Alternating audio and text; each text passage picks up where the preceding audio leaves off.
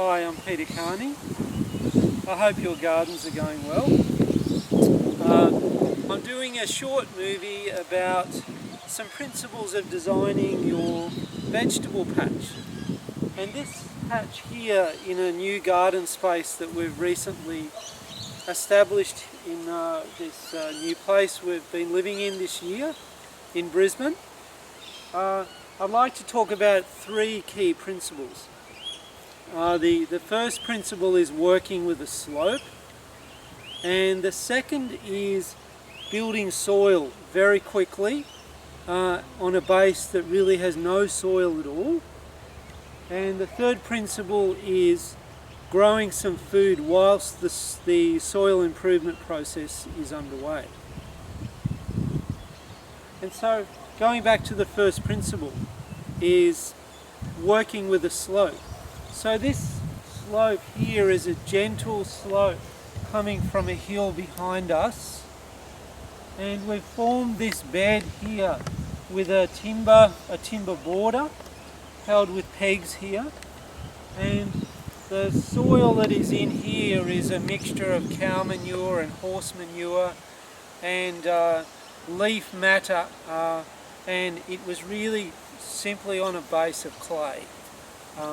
So we filled all that in, and once we've finished this process of soil development, which I'll talk about in a moment, we'll form beds here which will go across this slope. So currently it's all big one level area, and then the beds will be formed across the slope, so they'll be 1 metre beds wide with a walking path in between. So let's go to the soil.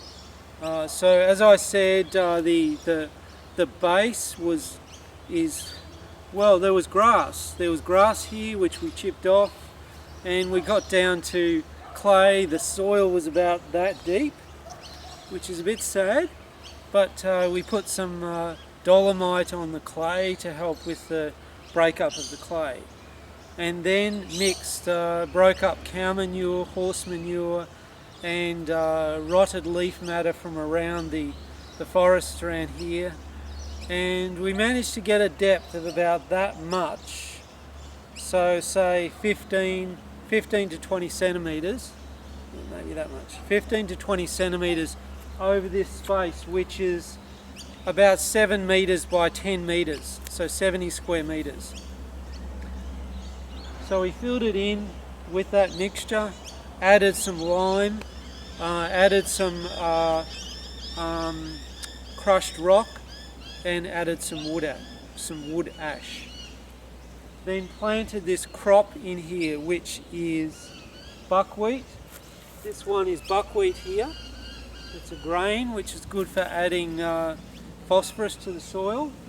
This one here, so phosphorus relates to the root of the plant. This one here is mung bean. So mung bean is a legume, so legume relates to leaf. And this one here is wheat.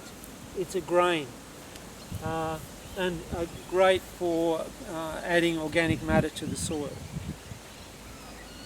So this was planted 3 weeks ago, and we've been watering it each day to get it up and green, and you can see by the surrounding area here that it's very, very dry. We haven't really had much rain in this part of the world for 6 months, so it's really dry. Fortunately, we have a bit of water, and so we've been watering this space, and this crop will grow up to about this height.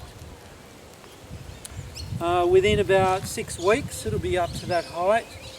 We'll then cut it down, lay it on the bed, and then we'll form the bed. So we'll actually dig pathways into this space across the slope, and by digging the pathways we'll dig down and lift up, so we'll be actually raising the level of the beds another 10 centimetres at least, which means that the beds will end up being about that deep, about 30 centimetres, and the paths will be on the the original base, which we will mulch, and over time that will improve by the mulch breaking down into soil. So we're basically building soil through a living process. A really powerful way to build soil very quickly, actually. So from start to finish, this bed will be filled with life within 3 months. And so whilst the process is happening of building this food growing space, we have a climbing frame along the edge here where there's cucumbers about to climb up the frame, so they're getting the benefit of the moisture and the nutrient activity that is happening in this soil.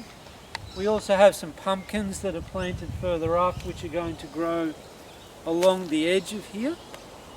It is our warm time of the year here. And along the front here, there'll be some sunflowers coming up soon, which we planted about a week ago. And we'll also be putting some rosellas around the edge, because it's a great time to plant rosellas. So we're combining three things here, getting some food out of a space that's being improved, and improving the soil and designing garden beds which can be really, really productive. So when these are finished, we'll be in about December-ish, ready to plant out. Now that's a bit of a hot time of the year here, so there'll be some hot season crops that will go into here. Things like there'll be the pumpkins will spread, we'll have watermelons, rock melons, probably some capsicums, and other spreading things that will go across the space and on the beds. And then by the time we get to our not so hot time of the year, when we get to autumn, then it'll be a wonderful space for lots and lots of autumn to winter crops. So a relatively simple process with the ingredients, really very little cost involved in setting up these beds. Not too much external inputs other than the horse manure and cow manure. So this is a way to create a great space. So I do work with all these principles in the gardening, the organic and biodynamic gardening workshops that I run, and there's a lot of material in our online organic gardening subscription website at cityfoodgrowers.com.au. So please visit our site, and if you're in this part of the world, come along to one of our workshops and enjoy your gardening. Thank you.